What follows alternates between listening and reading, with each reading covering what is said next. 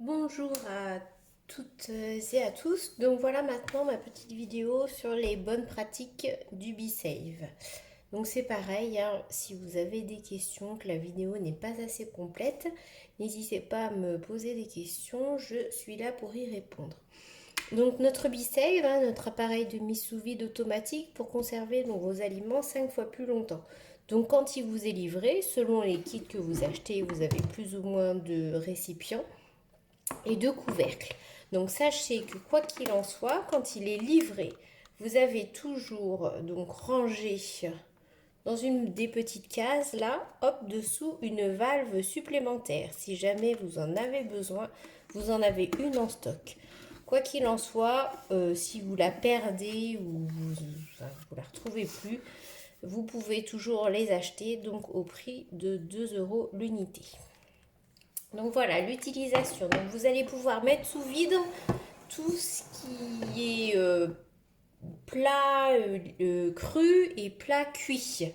Voilà, la condition est que vos aliments ne fermentent pas, puisque sinon ça va créer de l'oxygène et ça risque de retirer l'air, de remettre de l'oxygène donc dans votre récipient et retirer le vide, pardon, je vais y arriver, dans votre récipient. Donc les couvercles vont toujours avec les récipients rectangulaires.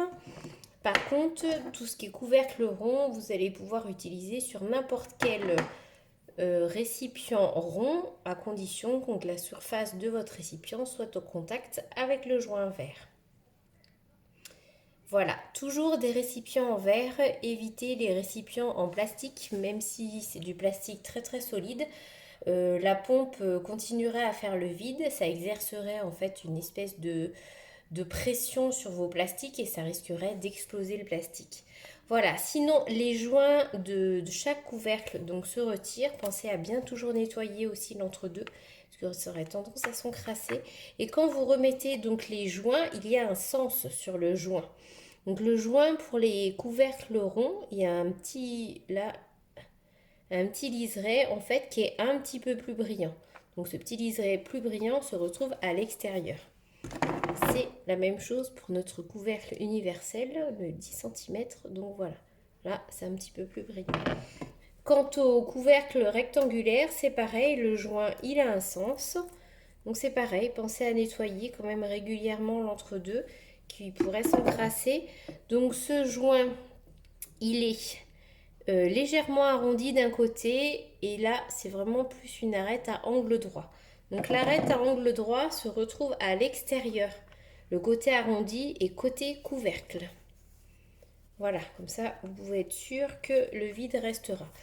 Si vous mettez le joint à l'envers, le vide va fonctionner. Enfin, vous arriverez à faire le vide, mais il risque de ne pas rester.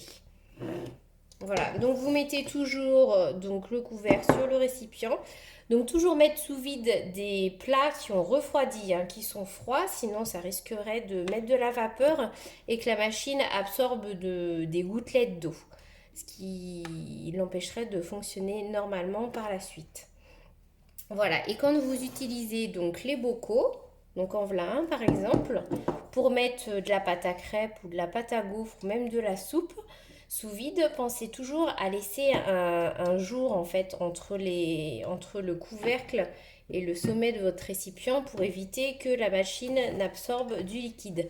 Donc ce qui est sympa sur les bocaux, c'est que moi je m'arrête en fait au niveau du petit joint vert là.